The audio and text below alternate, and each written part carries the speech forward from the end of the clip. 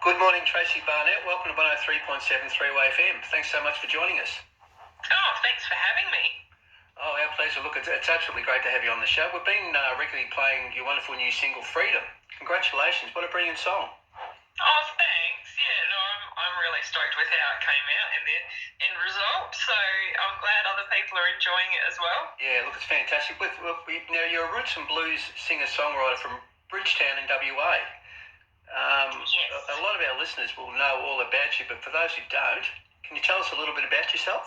I've been doing the solo game, I guess you say, for quite a number of years now. I kicked off in 2008 when another musician picked me up busking on the streets of the blues at Bridgetown Festival in my hometown. Right. And that's kind of what got me started. So, prior to that, go rewind even further, and I was a rhythm guitarist in alternative metal bands. Right. So it's quite a diverse background. Yeah. That's terrific. Look, I know that you're a multi-instrumentalist, and the list I've got here is absolutely sensational. I mean, can we go through them? We've got guitar, lap steel, resonator, banjo, harmonica, piano, Hammond organ, and percussion. Not to mention your great voice. So, gee, that's a pretty wide-ranging sort of repertoire you got there. Yeah, well, thank you. I think I'm more of a dabbler than a player. You're probably being modest. Possibly.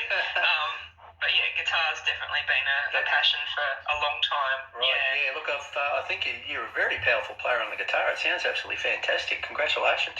Thank you. Yeah. Look, with Bridgetown in WA, look, I've said it often that we're from Bridgetown in WA. Often described as West Australia's spiritual home of roots and blues. Now, for us over here on the East Coast, maybe you can tell us a little bit about Bridgetown.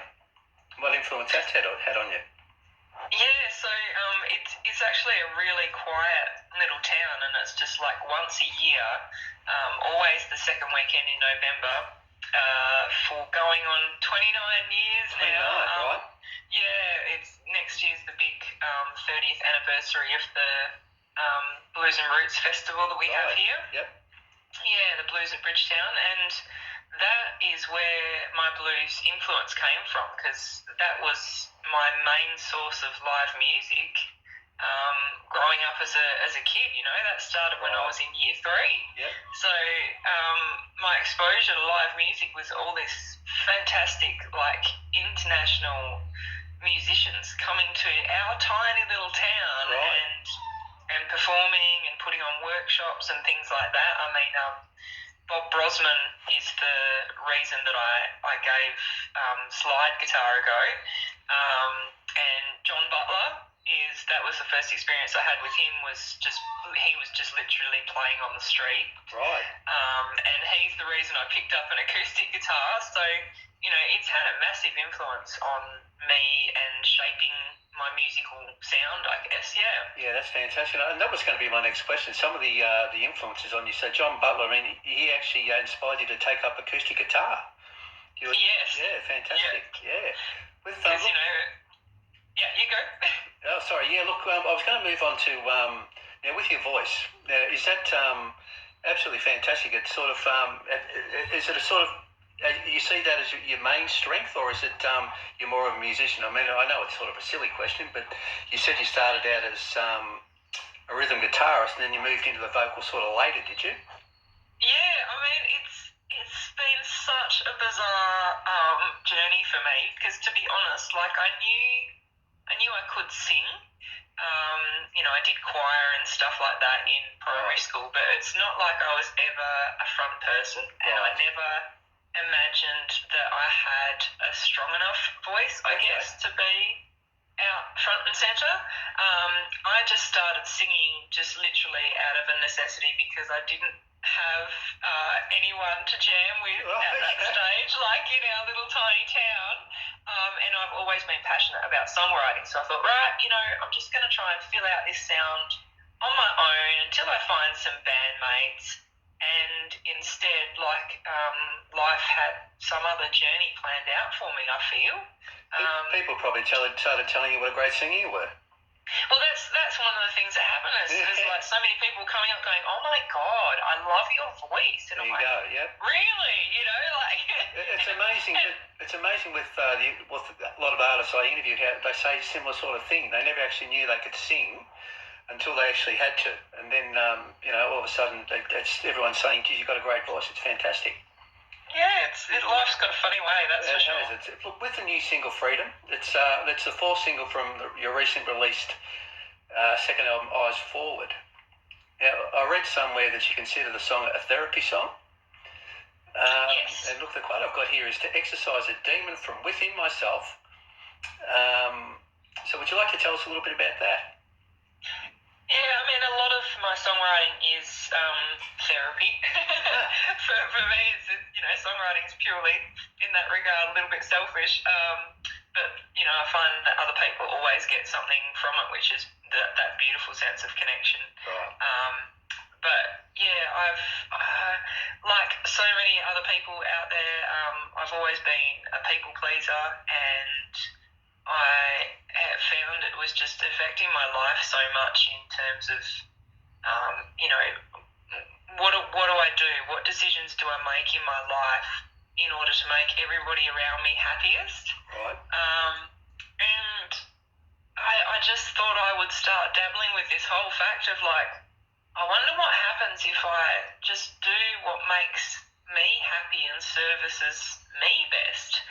And when we are able to do that, the people around us who love us the most are in their element anyway, because that's all they ever want from us. Right. Yep. But yeah, I kind of wrote Freedom to help me let go of that intention, I guess, that or the pressure I always put on myself of what I'm expected to do and what I think everybody else wants me to be doing. It's a very complicated brain pathway that's very integrated. Yeah, no, but strong.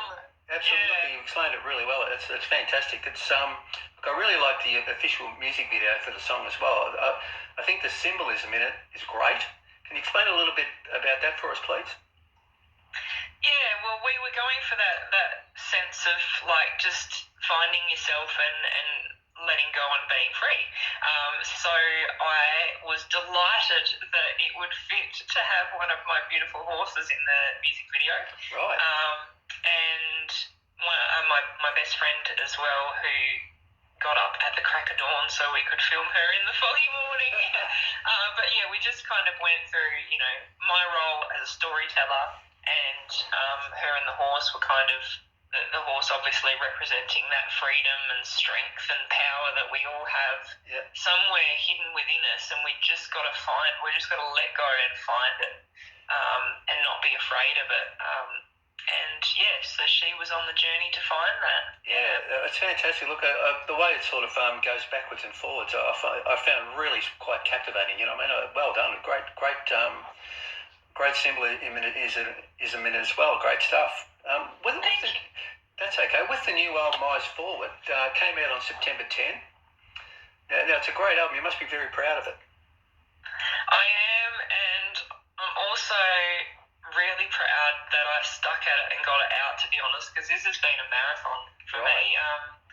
I started recording that in 2018, and I was actually in tour in Victoria in March 2020 to tour that title single, and the profit from that tour was meant to do that last little push to get the album out. Right. And as what happened to so many other musicians as well, I lost instead. The tour got cancelled. I lost thousands of dollars and came home and just went, oh dear, what do I do now?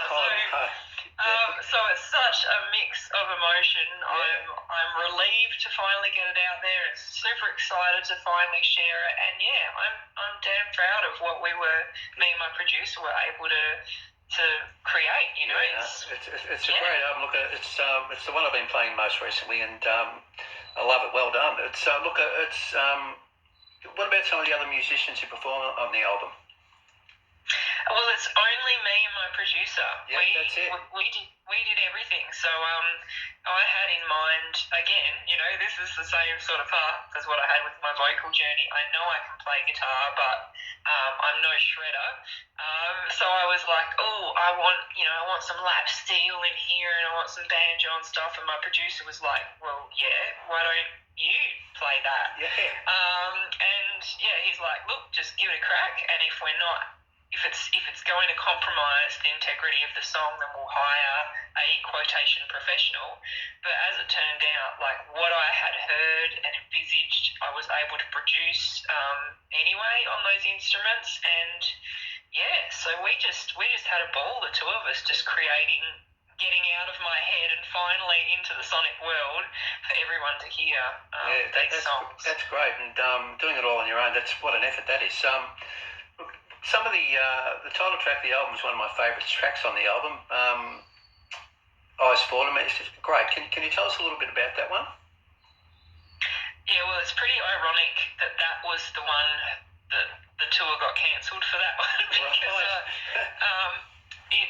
it's a song about, like, we often find ourselves lost, confused, and just like swimming around in the darkness, not knowing like what are we meant to do with our lives, where are we meant to go, and for me, I quite often get caught up in my head, and I get literally paralysed. I can't move because there's so much swimming around in my head that I don't know which direction to go. So that song was just one that came to me to encourage me to just take the smallest, simplest step and just not worry about too far ahead and like where that's meant to go.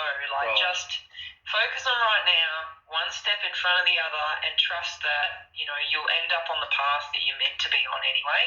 And life kind of has a way of taking care of that as long as we keep up some sort of motion and we just keep trying. Just get up and just keep trying. Yeah, no, that's great. It's a great song. Look, I know you recently toured the album, and you certainly travelled far and wide around WA. I've got here Freo, Margaret River, Broome, to name just a few. Gee, you got around. How was that? Yeah, it's been, we're super lucky here in WA, and I hate saying that to, with all my friends listening in the East Coast. No, that's okay, I understand. Yeah, I'm very grateful that I got to do a tour of some form. I had hoped to do a national tour, but now's just not the time. Yeah. And we've got a bloody big state, so I mean, I clocked up nearly 9,000 kilometres in 10 weeks. That's incredible.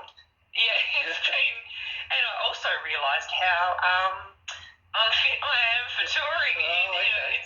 It's a specific kind of resilience, I think. Absolutely, but, having a year off, I was from hard touring anyway. I was like, oh wow, yeah, that's right. That's what this chaos is like.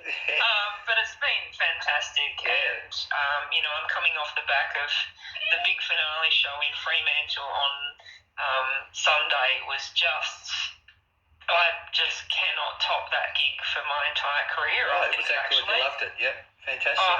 Yeah, it was awesome. Yeah. So what about and you touched on it with the East Coast, but you got plans to sort of come over here and do some touring and. Yeah, definitely. Like I was felt like I was finally starting to get a nice little circuit going in Victoria just before all of this went down. But and I might have to start it all over again, but I will. I've kept in touch with supporters who have become friends to me over there, and we've stayed in touch, and they keep saying when you can come back, we're here, and I'm like, I know, I'll be back over there as soon as I can safely. I mean, I could definitely get over there easy enough, but getting back into WA might be the tricky part. That's the issue. Yeah, look, and we really look forward to you coming over here. So, I guess you'd be looking at the regional areas as well as Melbourne. Oh, definitely. Yeah. Like regional Victoria was my favourite. I loved particularly heading up towards Bright. Okay. And that kind of area was really, really pretty. I know you guys are further south, but I will. Victoria for me isn't a big state, so I feel like I could tour the whole thing. And that was going to be, look, I always get in trouble for asking this question, but I'm going to ask it. Now, you mentioned we're down south. Do you know Warrnambool? I have travelled through. I've never played there, but yeah. My next, I did it. Sorry, keep going. Oh, I was just going to say, because I back in 2015, I had this wild idea. I crossed the Nullarbor and actually drove that stick right up to Byron Bay and down, and we took Great Ocean Road on the way back. So fantastic. Yeah. So that's my next question. You've got to. Are you going to come to Warrnambool? I know I put him right on the spot, but anyway, no. Probably look. I'll rephrase that. When you actually map out your tour, think about us. Yep. Think about us in Warrnambool. We'd love to see you. Well, yeah, that's the thing. Like, I'm willing to go wherever people want to hear my music, you know. So if there's an opportunity there, or if a venue there's, you know, listening and going, oh, that would be cool, then touch base and we'll keep in touch so that, we can line it up. That'd be great. Fantastic. Look, before we let you go, now, I know you've just released a new album, but are you a constant recorder? Are you one of these people that are constantly in the studio, or are you sort of taking a bit of a hiatus from recording? No, I'm itching to get more, so I'm actually booked into the studio at the end of February already. So, yeah, I might, I still want to keep promoting this album and touring it, but at the same time, I've got all of this influx of new material coming to me, so I plan to head into the studio end of Feb and start getting that down. Yeah. Great, and with that, look, I know it's only early days, and I guess a bit of it's guesswork, but are you playing a sort of similar format on your own with just your producer, or are you thinking in terms of other musicians being on board? I think it'll probably, the intention is for it to be just me and the producer. Right. It's worked for you already, so why not? Well, yeah, I feel more confident that we can, you know, pull it off, I guess you can say. But you never know. I know definitely a lot of talented musicians out there that I always would love to play with. So it also depends what I feel the individual songs need. Of course. And if there's a certain flair that I know somebody else can bring better than me, then I will definitely bring them on board. Oh, that's great. Look, thanks a lot, Tracey. It's been an absolute pleasure talking to you. With and good luck with the single Freedom. Thank you. And also the new album Eyes Forward, and with the tour. But we hope to see you in Victoria in the not too distant future. Now, you've got a couple more dates coming up shortly, I believe, in WA. Yeah, well, I've got the second weekend in November is the Blues at Bridgetown Festival here, so I'm lucky enough to be one of the artists on the lineup for that, and we've got a Brew and Q festival coming up as well here in Perth, and so there's still plenty of dates coming up for me, and people can check it all out on my website, traceybarnettmusic.com, if you've got connections over here, or if you can get over here, you know, That'd be great. Look, thanks a lot for that. It's been fantastic, and we'll watch your career with great interest, and we'll have to catch up with you again soon, and hopefully see you in Warrnambool one day. Yeah, I hope so. Thank you. And if you come to Warrnambool, you'll have to drop into the studio and bang out a couple of songs for us. That'd be fantastic. Oh, I'd love that. Yeah. So we'll keep in touch. Shall do. Yeah, Great. Thank you. Thanks a lot, Tracey. Greatly appreciate it.